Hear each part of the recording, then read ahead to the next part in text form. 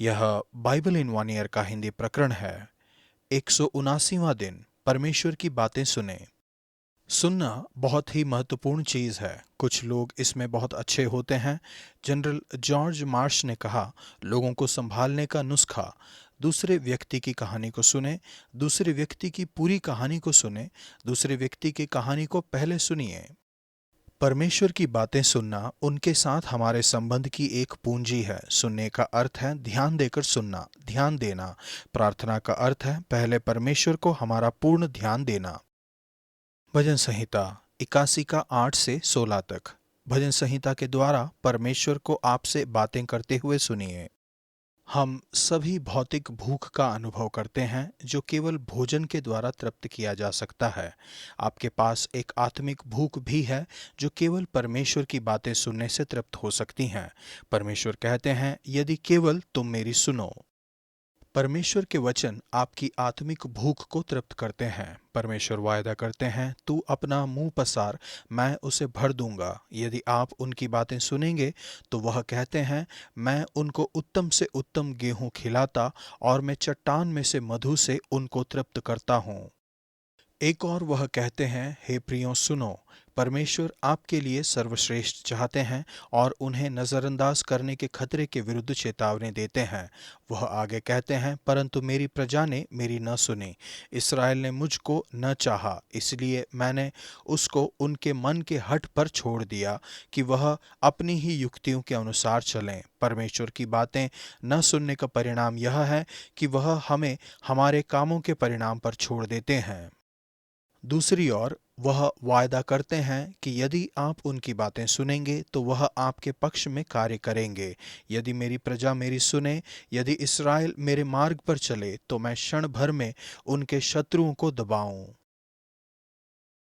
परमेश्वर, आपका धन्यवाद, क्योंकि हर दिन मैं आपकी बातें सुन सकता हूं और उत्तम गेहूं से तृप्त हो सकता हूं। मेरी सहायता कीजिए कि हर दिन आपकी बातें सुनूं, आपकी बातों पर ध्यान दूं और आप पर भरोसा करूं कि आप मेरे पक्ष में काम करेंगे। नया नियम, प्रेरितों के काम 26 का 24 से 27 के 12 तक। प्रेरितों के द्वारा परमेश्वर की बातों को सुने। पौलुस प्रेरित परमेश्वर के संदेशवाहक थे। परमेश्वर ने उनके द्वारा बातें की। इस लेखांश में जो लोग पौलुस की बातें सुन रहे थे, उनके पास परमेश्वर को सुनने का अवसर था।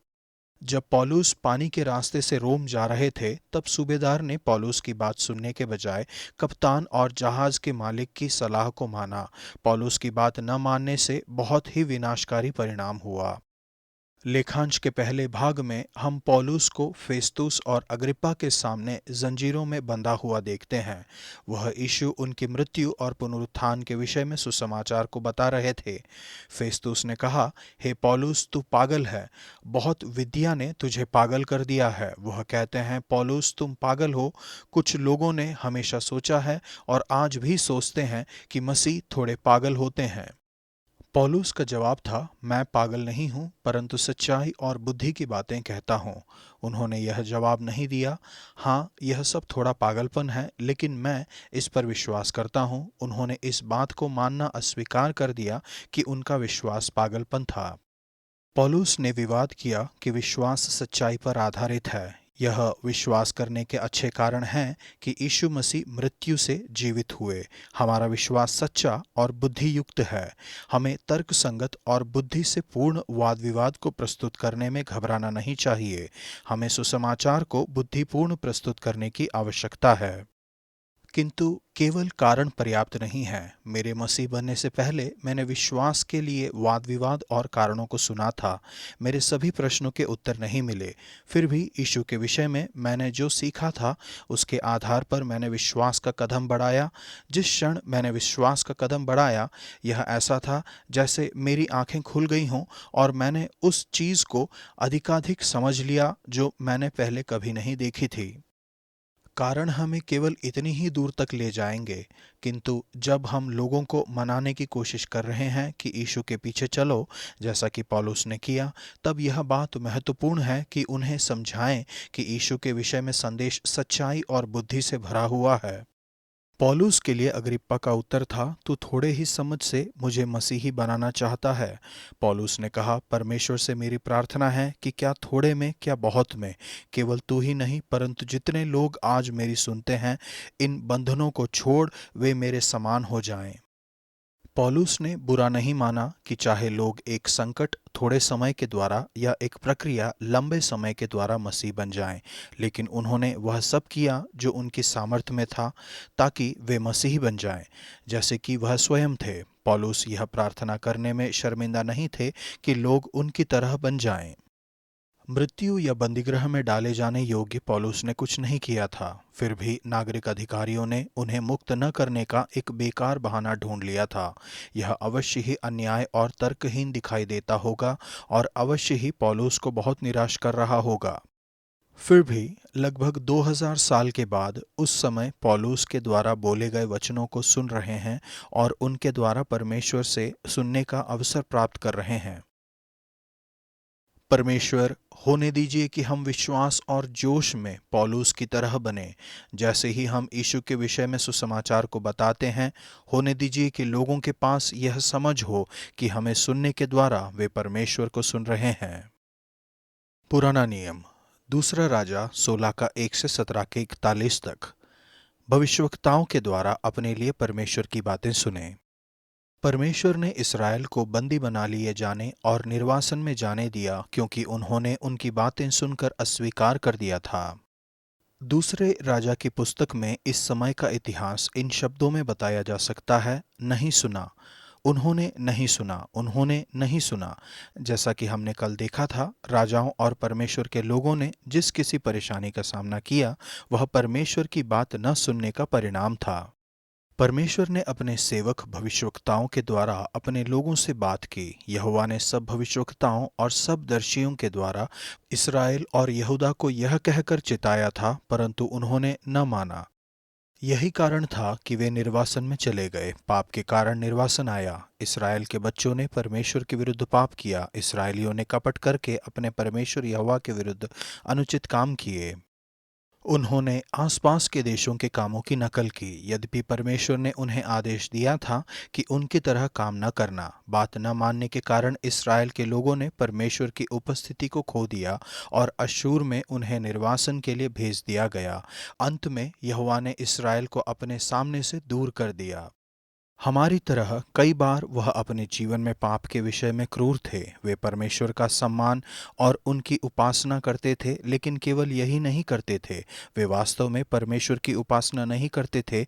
वे इस बात को गंभीरतापूर्वक नहीं लेते थे कि परमेश्वर किस तरह से उन्हें बर्ताव करने और क्या विश्वास करने के लिए कहते हैं। तब भी उन्होंने नहीं माना, परंतु वे अपनी पुरानी रीति के अनुसार करते रहे। जॉयस मेयर लिखती हैं, क्या आप कभी वह करने में लापरवाह हो जाते हैं जो परमेश्वर ने आपको करने के लिए कहा है? पाप को अपने जीवन में रेंगने देते हुए हमारे शत्रु शैतान को आपको पाप और अनाज्ञाकारिता के बंधन में मत ले जाने दीजिए। यह केवल विनाश की ओर ले जाता है। विडंबना यह है कि परमेश्वर की उनके लिए इच्छा यह थी कि उन्हें आशीष दें। उन्होंने उन्हें आज्ञाएं और निर्देश दिए थे ताकि वे फलें फूलें। हम इसे इसराइल और यहूदा के विभिन्न राजाओं की संपत्ति में देख सकते हैं। एक और दो राजाओं की पुस्तक के लेखक हमें पूर्ण मूल्यांकन देते हैं कि इसराइल के प्रत्येक राजा ने परमेश्वर की दृष्टि में सही किया या नहीं। इसराइल के हर राजा का वर्णन परमेश्वर की नज़रों में बुरा करने के रूप में किया गया है और इससे आरंभिक राज्य का विनाश होता है।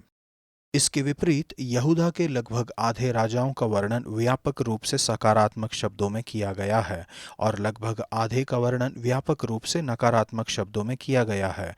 अच्छे राजाओं के अंतर्गत यहूदा फला फूला और इसका इतिहास इसराइल की तुलना में बहुत बड़ा और अत्यधिक सकारात्मक है। अच्छे राजाओं का राज्यकाल सामान्य रूप से बुरे राजाओं की तुलना में अधिक था।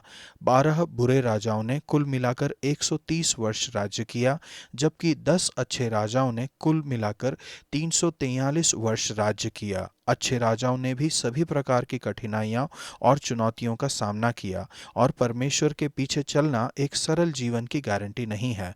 फिर भी उनका उदाहरण परमेश्वर की बातें मानने और उनके पीछे चलने की बुद्धि और आशीषों को एक शक्तिशाली रूप में स्मरण दिलाता है। परमेश्वर, मेरी सहायता करिए कि आपकी बातों को सावधानी पूर्वक सुनूं, मुझे गुप्त पापों से छुड़ाएं। होने दीजिए कि मैं सहायता मांगने में शीघ्र बनूं। मैं अपने जीवन में पाप को कभी रेंगने न दूं। मेरी सहायता करिए कि वह काम न करूं जो मेरे आसपास के लोग करते हैं। इसके बजाय मेरी सहायता कीजिए कि आपकी आवाज़ को सुनूं, आपके पीछे चलूं और आपकी उपस्थिति का आनंद ले सकूं। दूसरा राजा 17 का 41। यहाँ तक कि जब ये लोग परमेश्वर की उपासना कर रहे थे, वे तब अपने देवताओं की सेवा कर रहे थे। कभी कभी जब हम चर्च में आराधना कर रहे होते हैं, मैं सोचना शुरू करती हूँ कि किसी का जूता कितना अच्छा है, या दोपहर के भोजन के लिए मैं मछली बनाऊं या मुर्गी। आज का वचन, हे मेरी प्रजा सुन, मैं तुझे चिता देता हूँ। हे इज़राइल, भला हो कि तू मेरी सुने। तेरे बीच में पराये ईश्वर ना हो, और ना तू किसी पराये देवता को दंडवत करना। तेरा परमेश्वर यहोवा मैं हूँ, जो तुझे मिस्र देश से निकाल लाया हूँ। तू अपना मुंह पसार, मैं उसे भर दूंगा। भजन संहिता 81:8-10।